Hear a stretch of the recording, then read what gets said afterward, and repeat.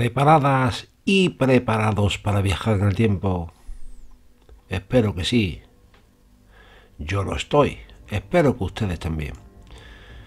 Hoy viajamos a la antigua Roma, a la antigua República Romana. Hablamos de fortuna y servidumbre, o de riqueza y esclavitud. La grandeza de Roma, o aquella grandeza de Roma, se nutrió de la conquista del mundo mediterráneo, y en especial con sus triunfos sobre el próspero Oriente, donde largos siglos de civilización había acumulado vasta fortuna. La antigua Grecia, por ejemplo. Los tributos impuestos a Cartago, Macedonia y Siria, el botín arrebatados a las provincias y las ganancias derivadas del comercio realizado bajo condiciones impuestas por los romanos inundaron la ciudad con inmensa riqueza. En el año 167 a.C., tras la batalla de Picna y la derrota final de Macedonia, las autoridades romanas se encontraron con tal abundancia de riquezas que liberaron a los ciudadanos de cualquier impuesto directo. Estos eran mantenidos por los pueblos que habían conquistado. Y Roma no ascendió al pináculo del poder mundial sin pagar un precio por ello. Claro que no. 100 años de conflictos bélicos transformaron por completo a la sociedad romana. Antes de las guerras púnicas, los pequeños agricultores eran la base de Roma. Cultivaban sus tierras durante parte del año y servían en el ejército el resto del tiempo. Las campañas eran breves y cercanas a sus hogares.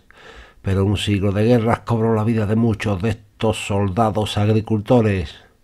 Había menos ciudadanos romanos en el año 133 a.C. que en el 250 a.C. y empobreció a otros económicamente. Vastas regiones de la península itálica fueron devastadas por Aníbal o por los propios romanos como represalia por colaborar con los cartagineses. Y también hay que sumar que las campañas se extendieron cada vez más, alejándose del hogar. Los hombres ya no podían ser soldados y agricultores simultáneamente. Los soldados ya debían ser profesionales y las armas su única fuente de sustento. En cuanto a la riqueza que fluía hacia Roma, aunque beneficiaba en cierta medida a todos los ciudadanos, favorecía mucho más a algunos que a otros. Los senadores, administradores, funcionarios y generales se enriquecían. Aquellos que tenían acceso a la riqueza extranjera invertían en tierras y adquirían las granjas de los pequeños agricultores, arruinados por la guerra. La agricultura se practicaba en grandes haciendas en lugar de por pequeñas familias, lo que profesionalizaba tanto la guerra como la agricultura. Y también llegaron a la península italiana, a la península itálica y también a la isla de Sicilia, esclavos de África, Grecia, Asia e Hispania, empeorando la situación de los pequeños agricultores. Se empleaban grandes grupos de esclavos en las labores agrícolas, supervisados por capataces cuya única tarea era exprimir al máximo a los desafortunados bajo su control. El propietario podía residir en la ciudad de Roma, lejos del sufrimiento humano, y por ende no sentirse responsable de aquel. Y este ausentismo del propietario siempre fomenta el maltrato de los arrendatarios y esclavos. Los pequeños agricultores que lograban conservar sus tierras a pesar de los estragos de la guerra ya no podían competir con los grupos de esclavos. Como resultado, muchos abandonaban en masa el campo para dirigirse a la ciudad de Roma y buscar cualquier tipo de trabajo. Así, de esta manera, surgió en la ciudad una gran clase de proletarios, mejor dicho. Y esta palabra proviene de un término latino que significa criar hijos, ya que para la aristocracia gobernante la única función de aquellos pobres era producir hijos que sirvieran en las legiones romanas. Y dentro de Roma un ciudadano tenía cierto poder, por más pobre que fuera, podía votar. Y esto, lo repito, es importantísimo. Dentro de Roma un ciudadano tenía cierto poder, por más pobre que fuera. Este podía votar, lo que significa que los aristócratas que aspiraban a cargos elevados debían tomarlo en cuenta. Los políticos astutos e inescrupulosos comprendían cada vez más que esos votos estaban disponibles para ser comprados. Buscaban popularidad compitiendo entre sí, prometiendo asignaciones de alimentos a precios reducidos para los ciudadanos romanos y ocasionalmente distribuyendo alimentos gratuitamente. También organizaban juegos y espectáculos de todo tipo de manera gratuita.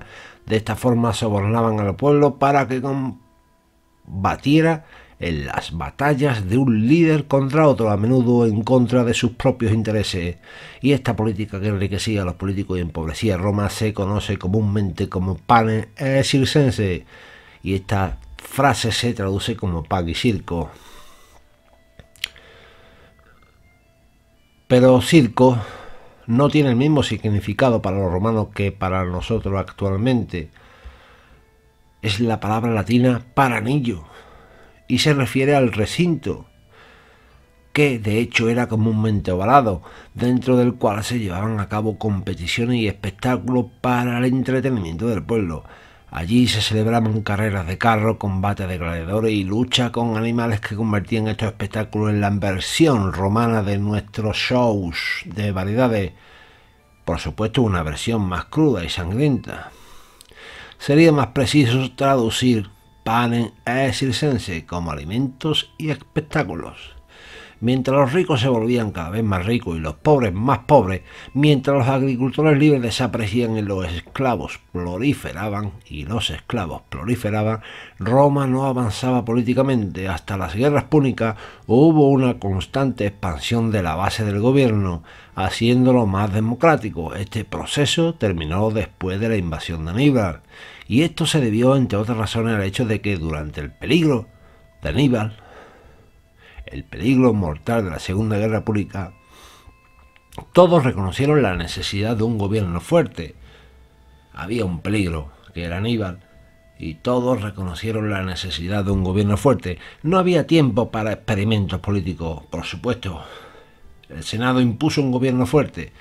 De hecho, nunca se gobernó mejor en la historia de Roma que durante las tensiones de la Segunda Guerra Púnica y después de ella. Sin embargo, ningún grupo gobernante encuentra fácil ceder el poder voluntariamente. La aristocracia terrateniente que conformaba el Senado no tenía intención alguna de cambiar una situación que les otorgaba el control del poder. Sí, señoras y señores, la aristocracia terrateniente que conformaba el Senado no tenía intención alguna de cambiar una situación que les otorgaba el control del poder, incluso después de que la crisis ya hubiera pasado. Como resultado se produjo una enorme y trágica paradoja, ya que la península itálica... Sí, señoras y señores, esto es importante. Como resultado se produjo una enorme y trágica paradoja, ya que la península itálica perdió su paz. Y una vez que Aníbal fue expulsado a la península, Roma no tenía ya razones para temer que ningún ejército extranjero, en un futuro previsible, pudiera amenazarla en su propio territorio. De hecho, durante más de 5 siglos, la península itálica no experimentó la amenaza de un ejército extranjero. Sin embargo, no había paz en la península itálica. La estrecha política del Senado y su decisión de no renunciar al poder llevaron a un nuevo y más temible tipo de guerra. Sin embargo, ya no habría paz en la península itálica. La estrecha política del Senado y su decisión de no renunciar al poder llevaron a un nuevo y más temible tipo de guerra. Fue la guerra de los esclavos contra los hombres libres, de los pobres contra los ricos, de Roma contra sus aliados y de Roma contra Roma. Y el primer indicio de que se iniciaba una nueva era de revolución social apareció en la forma de la más temible de todas las guerras, una insurrección de esclavos. Los esclavos eran importados en cantidades especialmente grandes a Sicilia, que se había convertido en poco más que una inmensa plantación de cereales destinada a proporcionar trigo barato al proletariado romano. Los esclavos sicilianos eran tratados aún más brutalmente que los animales, ya que eran menos valiosos y más fácilmente reemplazables. Sí, señores, eran menos valiosos y más fácilmente reemplazables. Pero no había pasado mucho tiempo desde que estos esclavos habían sido hombres libres. Muchos de ellos habían sido ciudadanos respetables cuyo único delito era vivir en un país conquistado, o soldados cuyo único delito era haber sido derrotado. Dado que para ellos la vida era peor que la muerte, solo necesitaban un líder para rebelarse con desesperación. En el año 135 a.C., un esclavo sirio llamado Euno, pretendió ser de la familia real seleucida y se hizo llamar Antíoco. Un esclavo sirio llamado Euno, tal como lo pronuncio, E-U-No, pretendió ser de la familia real seleucida y se hizo llamar Antíoco. Probablemente nadie lo tomó en serio, pero eso importaba poco y los esclavos se rebelaron. En esta rebelión los esclavos, atormentados por el sufrimiento y sabiendo que no podían esperar clemencia, se entregaron al saqueo y la matanza. Los dueños de los esclavos, quienes generalmente escriben los libros de la historia, claro está, detallan cuidadosamente las atrocidades cometidas por los esclavos. Pero la verdad es que cuando los esclavos son derrotados, como suele siempre ocurrir, sufren castigos que son aún peores que antes. O sufren castigos que son aún peores atrocidades. Y aquí estamos en la primera guerra servil, que no es la de esclavos. Aquí estamos en la primera guerra servil, que no es la de Espartaco. Me he equivocado. Estamos en la primera guerra servil, que no es la de Espartaco, es otra. Por eso es la primera guerra servil. Del latín servus, que significa esclavo, y que no fue una excepción. Los esclavos convirtieron a Sicilia en un escenario sangriento y horrendo durante varios años. Los esclavos convirtieron a Sicilia en un escenario sangriento y horrendo durante varios años. Fueron más fuertes en Enna, en el centro de la isla, y en Tauromenium, la moderna Taormina, en la costa noroeste. Los romanos tardaron 3 años en sofocar la rebelión y al principio sufrieron una serie de derrotas humillantes. Hasta el año 132 a.C., Sicilia no fue pacificada y los esclavos se ahogaron en su propia sangre. Sí, señoras y señores, los esclavos se ahogaron en su propia sangre. Pero Roma había experimentado un gran susto. Frente a tales horrores y ante la creciente evidencia de la decadencia económica de la península itálica, al menos algunos de sus líderes comenzaron a pensar que era hora de realizar reformas drásticas. Y aquí estamos ante los Gracos. Y entre aquellos que sentían la necesidad de una reforma encontramos a 2 hermanos, o entre aquellos que sentían la necesidad de una reforma, se encontraban dos hermanos, Tiberio Sempronio Graco y Cayo Sempronio Graco. Se los menciona comúnmente juntos como a los hermanos Gracos. Su madre era hija de Escipión el africano, y en un futuro vídeo hablaremos de este gran hombre. Y se llamaba Cornelia. La madre de los Gracos se llamaba Cornelia y era hija de Escipión el africano. Y repito, ya hablaremos de este gran hombre. Era habitual que las mujeres de familias nobles llevaran la forma femenina del nombre de la tribu familiar. Publio Cornelio Escipión pertenecía a la familia Cornelia, por lo que su hija llevó este nombre. El esposo de Cornelia, quien había sido cónsul en 2 ocasiones y se había distinguido en la guerra en Hispania, murió en el año 151 a.C., cuando Tiberio tenía tan solo 12 años y Cayo 2. Cornelia se dedicó a la crianza de sus hijos, negándose a casarse nuevamente, lo cual era muy poco común en aquellos momentos, y les proporcionó la mejor educación griega. Estaba extraordinariamente orgullosa de ello. Sí, señoras, Cornelio, sí, señoras y señores, estaba extraordinariamente orgullosa de sus hijos. En una ocasión, cuando una matrona romana le mostró sus joyas y luego pidió ver las de Cornelia,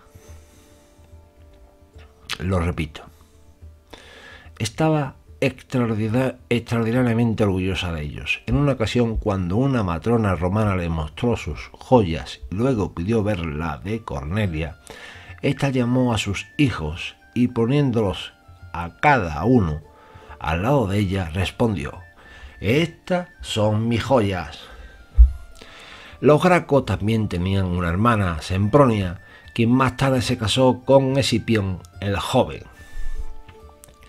Tiberio, el mayor de los Gracos, también se desempeñó en los ejércitos romanos.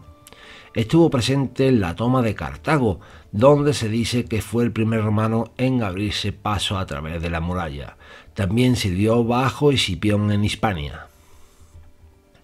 Pero Tiberio era más que un simple soldado.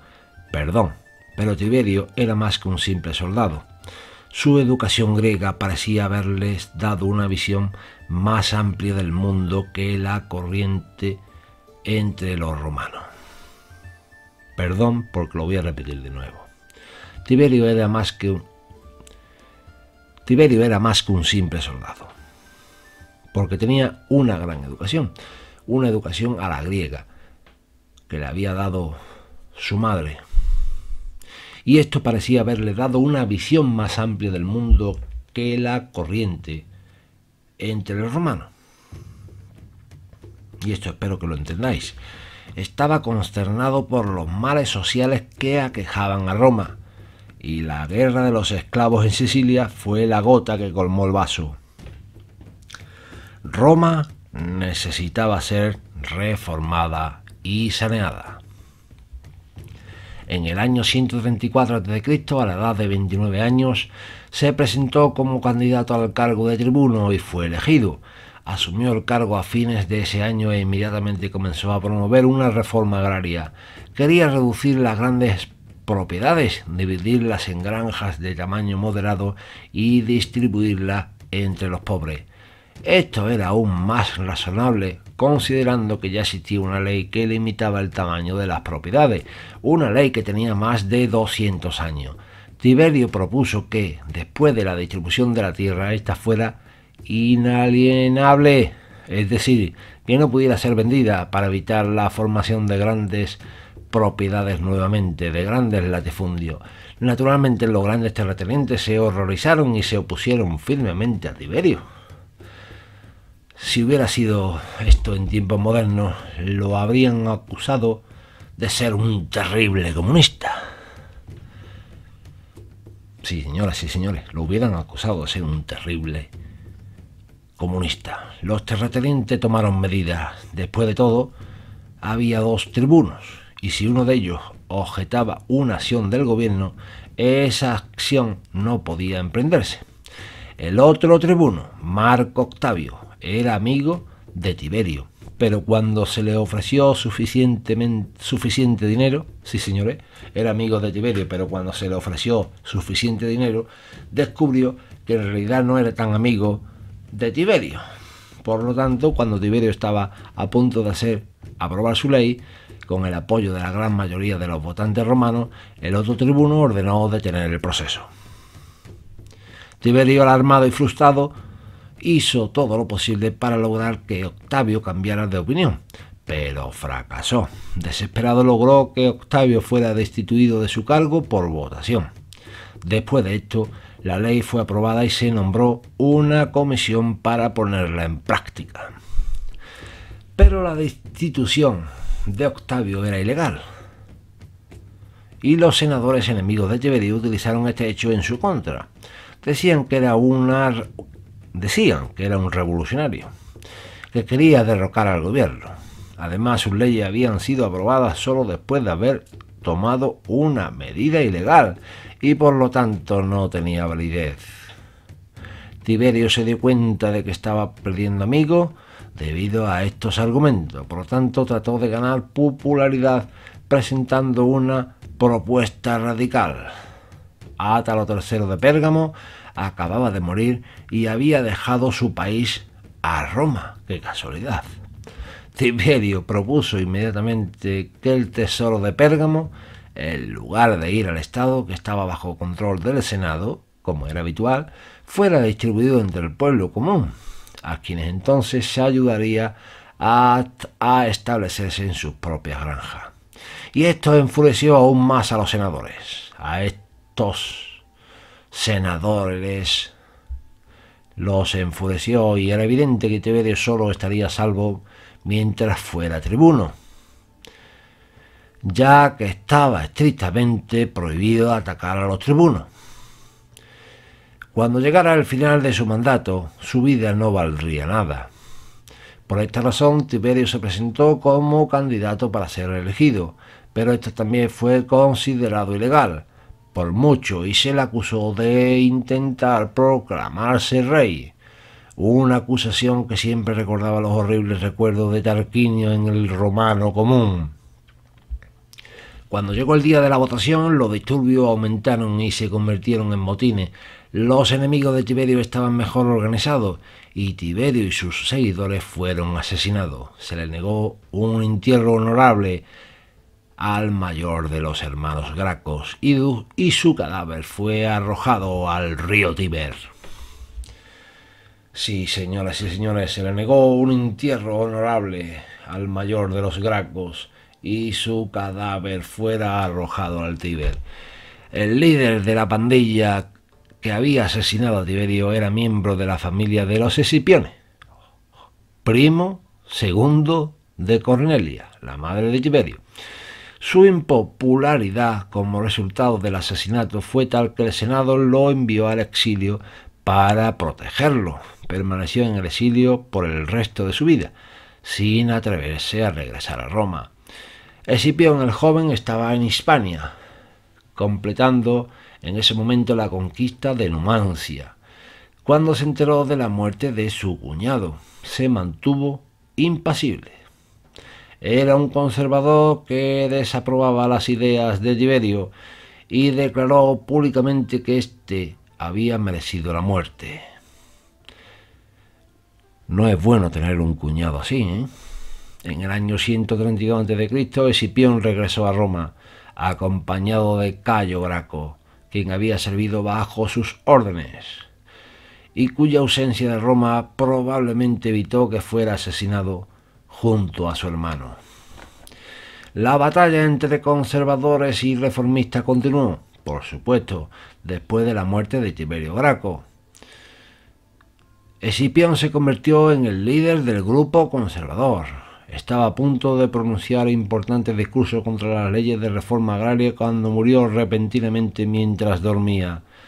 Los conservadores dijeron que había sido asesinado por los reformistas, pero no había ninguna prueba de ello. Mientras tanto, los reformistas trataron de hacer aprobar una ley que permitiera la reelección de un tribuno, para que si otro miembro de su partido alcanzase el poder, no recibiera el mismo trato que Tiberio. Mientras Escipión viviera, este intento fue bloqueado, pero después de su muerte la ley fue aprobada. Poco a poco el joven Graco se convirtió en el foco de atención. En el año 123 a.C. se presentó como candidato al tribunado, a pesar de las súplicas de su madre, que había visto el destino violento de uno de sus amados hijos y temía que el otro sufriera el mismo destino. Y fue elegido. Inmediatamente puso en práctica la ley de reforma agraria de su hermano, aún existente pero no puesta en práctica debido a la influencia de Escipión. Y comenzó a implementarla. Impuso medidas de control de precios para evitar que la distribución de alimentos beneficiara a los cargadores y grandes terratenientes, mientras el pueblo pasaba hambre. Con el tiempo, esta medida sentó las bases para la distribución gratuita de alimentos al proletariado romano. Impuso medidas de control de precios para evitar que la distribución de alimentos beneficiara a los cargadores y grandes terratenientes, mientras el pueblo pasase hambre. Y con el tiempo esta medida sentó las bases para la distribución gratuita de alimentos al proletariado romano. También reformó el sistema de votación en Roma para dar más poder al proletario, y reformó el sistema de impuestos provinciales y de interpretación de la ley para debilitar al poder del Senado. En estos ámbitos, sí señores, reformó el sistema de votación en Roma para dar más poder al proletario y reformó el sistema de impuestos provinciales y de interpretación de la ley para debilitar el poder del Senado en estos ámbitos. Además, Cayo mejoró las carreteras y comenzó muchas obras públicas, y esto proporcionó trabajo a la gente y mejoró, por lo tanto, su vida. Además, intentó implementar un sistema de colonización en el que algunos de los sitios arruinados por Roma, como Capua, Tarento, Cartago, etc., reviviera con colonos romanos. Su objetivo era llegar a los proletarios fuera de Roma. Y convertirlos en ciudadanos útiles. Desafortunadamente, el proletario prefirió el pan y el circo, lo que he dicho antes. Desafortunadamente, el proletario prefirió el pan y circo en Roma a las granjas fuera de ella. Y esto es importante: el proletario prefirió el pan y circo en Roma a las granjas fuera de Roma, a trabajar en las granjas fuera de Roma. Los enemigos de Cayo Graco al principio no pudieron hacer nada para detenerlo, ya que se le tenía en alta estima y sus ideas parecían no solo justas, sino también muy beneficiosas. Pero después de un tiempo la situación cambió. Hubo dos eventos que ayudaron a precipitar este cambio. Uno fue la muerte de Escipión Emiliano en el año 129 a.C., quien murió repentinamente después de haber pronunciado un discurso en contra de Cayo Graco, y los reformistas afirmaron que había sido asesinado por los conservadores, pero no había prueba de ello. El otro evento fue la aparición en Roma de Tiberio Graco, hijo del Tiberio Graco asesinado y medio hermano de Cayo. El otro evento fue la aparición en Roma de Tiberio Graco, hijo del Tiberio Graco asesinado y medio hermano de Cayo. A menudo se le llama Tiberio el Joven para distinguirlo de su padre. Los reformistas habían hecho todo lo posible para mantener a Tiberio alejado de Roma, sabiendo que su presencia sería perjudicial para el movimiento, pero Tiberio había estado en Númida, donde había completado la conquista de la región para Roma. Tiberio era un individuo integrante intrigante, sí señores, Tiberio era un individuo intrigante. Dicen que tenía un carácter difícil, que era muy propenso a los estallidos de ira. Algunos historiadores modernos afirman que era un hombre poderoso y carismático, que si hubiera vivido en una época menos violenta había tenido una carrera exitosa. Se dice que Tiberio quería venganza por la muerte de su padre y que creía que Cayo o sus enemigos políticos, se dice que Tiberio quería venganza por la muerte de su padre y que creía que Cayo o sus enemigos políticos eran responsables de su muerte. Y esto lo voy a repetir. Se dice que Tiberio quería venganza por la muerte de su padre y que creía que Cayo o sus enemigos políticos eran responsables de su muerte. Había pasado el tiempo desde la muerte de su padre, pero la ira de Tiberio no había disminuido. Se suponía que debería haber sido criado por amigos de Tiberio, pero muchos de ellos murieron y el hijo de Escipión, el africano, era un niño rico y poderoso. Cuando Tiberio regresó a Roma, encontró un caos. Cayo había perdido el control de sí mismo y había comenzado a hacer discursos violentos. Había sugerido en público que el pueblo debería armarse y marchar sobre el Senado. No hizo nada para frenar el violento comportamiento de sus seguidores, los cuales mataron a algunos de los enemigos de Cayo. Cayo ya no era el mismo hombre amable y razonable que fue en el pasado. Estaba obsesionado con el miedo y el deseo de venganza. Tiberio se sintió horrorizado, Tiberio, el hijo de Tiberio, al ver a su medio hermano caer en la misma trampa que su padre. Pero estaba convencido de que Cayo era el único que podía salvar a Roma y no hizo nada para detenerlo. Al principio pareció que Tiberio tenía razón. Cayo había llevado a cabo muchas reformas beneficiosas que habían hecho mucho por Roma y su gente. Pero después de la muerte de Escipión las cosas se pusieron peor. Sin la influencia de Escipión, los líderes conservadores tomaron el control total y comenzaron a hacer lo posible para evitar que Cayo completara su reforma. Cayo se dio cuenta de que ya no tenía amigos poderosos y que estaba cada vez más solo. Su mente ya no estaba en buen estado y comenzó a beber en exceso. Un día, cuando estaba borracho, Cayo cayó en una discusión con uno de sus criados y lo mató. Cayo se dio cuenta de lo que había hecho y se sintió muy mal. Decidió que el único camino para él era el de la muerte. Se retiró a una pequeña cabaña en el campo donde se abrió las venas. La muerte de Cayo Graco en el año 121 a.C. dejó a Roma sin líderes y sumida en el caos. Tiberio se convirtió en el foco de atención y trató de hacer todo lo posible para que sus seguidores eligieran un nuevo líder, pero fue inútil. Muchos de los antiguos seguidores de Cayo Graco se habían vuelto contra Tiberio y se negaron a seguirlo. Otros, temiendo el destino de Cayo, huyeron de Roma. Los antiguos líderes conservadores retomaron el control y Roma volvió a la normalidad. Tiberio fue asesinado en el 119 a.C.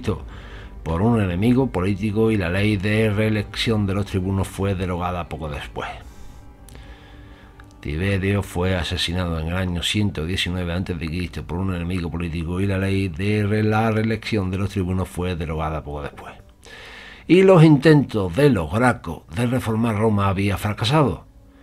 Y Roma continuó su camino hacia el declive. Y eso es todo, amigos. Un saludo y espero que estéis todos muy bien.